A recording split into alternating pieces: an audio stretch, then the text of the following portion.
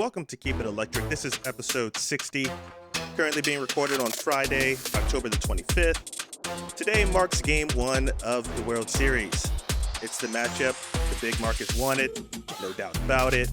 But if you're like me, a fan of, a smaller market team, mid-market ball club, this might feel like baseball's worst nightmare. This season, every major sports outlet, every commercial seemed to root for Yankees Dodgers in the World Series. The big market, the big money, that appeal, it really isn't surprising, of course, but let's face it, when you're a fan of a mid or a small market team, watching these two ball clubs with their $1 million payrolls feels like you're just on the outside looking in. Now, don't get me wrong, the stars playing tonight, Shohei Ohtani, Aaron Judge, Mookie Betts, Freddie Freeman, Juan Soto, they absolutely deserve to be playing meaningful October baseball.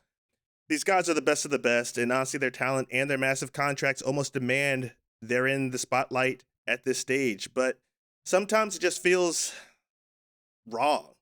Like, sure, these guys are superstars, but when we get a World Series featuring teams stacked with guys with contracts over $3, $4, $5, $600 million deals, it's tough for fans of the smaller market clubs to keep rooting when we know the deck is stacked very much against us. Take teams like Tampa Bay. They work magic on tight budgets. Detroit worked magic on tight budgets. Somehow competing against the likes of the Yankees and the Dodgers, like, you can't bullpen your way through 9 innings for an entire series against sluggers like those.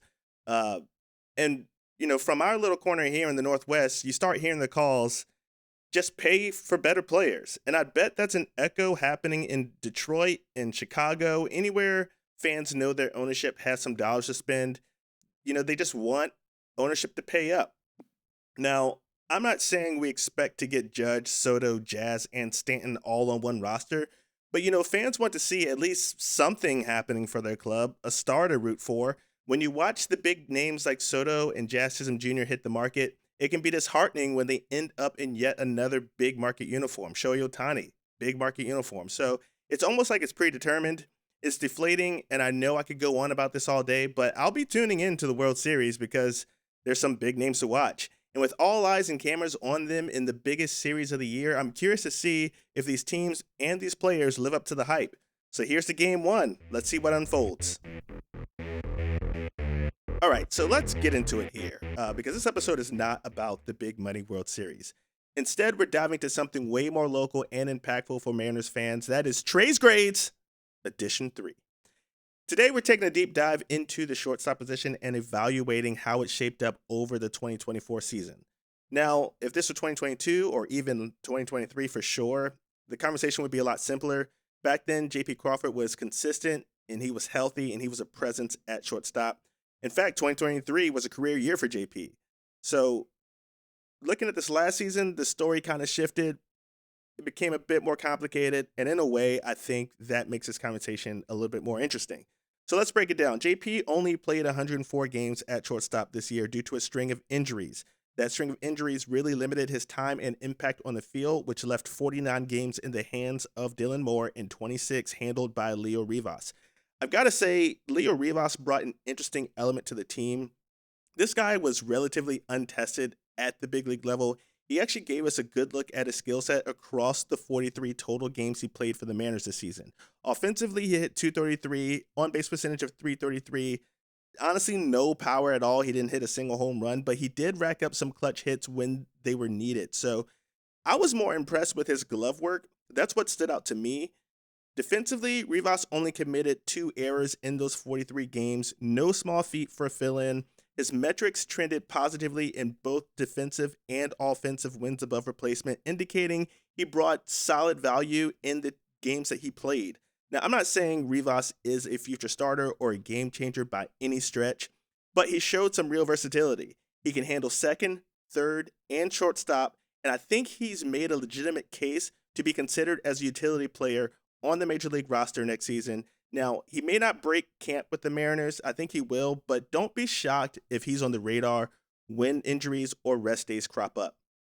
Now, the real focal point here is J.P. Crawford. I'm not going to sugarcoat it. 2024 was a down year for JP, both at the plate and in respects in the field, not due to like errors, but really just how plagued he was with injuries. He never really looked fully comfortable. So at the plate, he struggled to find any rhythm. He finished the season with a 202 batting average, 9 home runs, and 37 ribbies. That's not exactly what you want from your shortstop. And I think JP himself would be the first to say that. Now, despite his offensive slump, he still brought value with his glove. He committed only 3 errors in 103 games in the field, posted a fielding percentage of 991. In terms of defensive wins above replacement, he still remained positive and even tallied a 1.8 rating in offensive wins above replacement. That says a lot about his baseline capabilities, even in a down year. So there's been a little bit of chatter. Should the Mariners explore trading JP? I don't think that's necessary or even wise. The Mariners committed to JP until 2026. I genuinely believe that they plan to see that through. Now, sure, trades happen. Teams are always looking for all options or looking at all options, but JP's value as a defensive anchor and clubhouse leader is something that this team can't overlook, and I don't think they can even afford to give that up at this point. Plus, when you take a look at this year's free agent market, it's Willy Adames. Like, that's pretty much it. You have some other like names for depth or utility like Hassan Kim or Nick Ahmed or Tim Anderson. They're all older and none of them are an upgrade over JP. The other option would be a trade for shortstop. Now let's be realistic about that. It's costly, it's complicated. I just don't see the Mariners making that kind of move. Now remember, in my previous episode, I talked about Cole Young.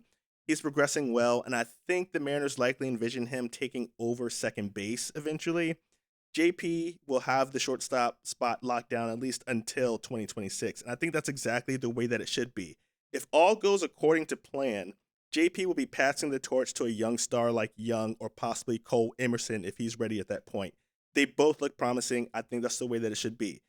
Either way, JP is central to this team's infield future, and we all should be excited that he's going to be here until 2026. I think the more important question is what version of JP are we going to be getting in 2025? Will he bounce back offensively, or will we see a continuation of this year's struggles? One thing's for sure, he's going to be holding down the shortstop spot, and as fans, we have every reason to believe he's going to work through these offensive struggles and come back stronger. Now, JP followed up his best offensive season of the best offensive season of his career with what was his worst. So, given that, I don't think the power stroke has fully vanished. And I say that because in 2021 he had 9 homers in 160 games. 2022 he had 6 in 145. 2023 he had 19 in 145, and last year he had 9 in 105. So his power is still trending up. He had 9 home runs in 105 games, and a lot of that wasn't even him being 100%. So I don't know if you all follow JP on social media, but the guy puts the work in.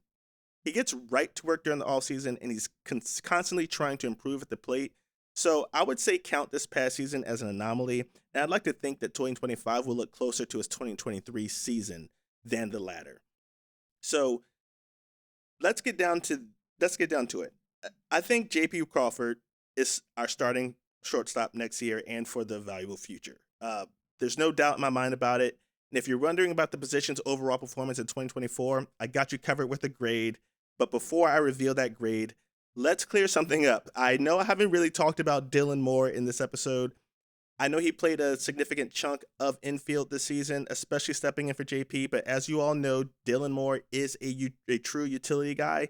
He's the Swiss Army knife of the Mariners lineup, and he's always getting his own spotlight depending on what position he's at. So I don't think dedicating another breakdown to Dylan Moore is really necessary for this episode. We know who Dylan Moore is, and he knows who he is. So the drum roll for the grade.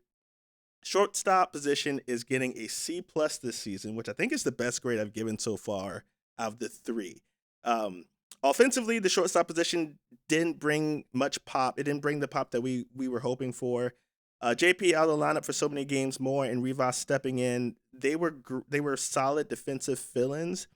The bat wasn't always there, but I'll give credit where credit's due. Both Moore and Rivas had some incredible defensive moments. They turned some really good double plays. They made some smooth stops. They kept the infield locked down for the pitchers, and that kind of stability is kind of unmeasured. So the C+ is really for the strong defensive effort. but the Mariners lacked the shortstop position lacked a lot, left a lot to be desired at the plate. So we know where the improvement needs to come next season. It needs to come in the batter's box. We want to see JP healthy and back in full form, hitting with more consistency, giving us the spark at short. And I think we all believe he can do it. So JP's the guy. Moore and Rivas as backup options gives us a real safety net at shortstop. I don't think we really have much of a problem there, or at least the problem that we do have there is not bigger than the problems we have in other parts of the Mariners lineup defensively and offensively. So we just got to hope that the bats get going for this position. I think they have it on lock. So what's next? The next episode for Keep It Electric, we're going to be shifting over to the hot corner third base. I think that's actually going to be a much bigger conversation. There's a real possibility we might see a different face there next season. So I don't think you want to miss this conversation. I'm going to break down the performances we saw this past season at third, explore the potential for a new addition to shake things up, and I actually think I might have a surprise recommendation of my own for the Mariners to consider. So you don't want to miss it. Thanks for tuning in to another episode of Keep It Electric. Keep your Mariners gear ready. Until next time, go Mariners.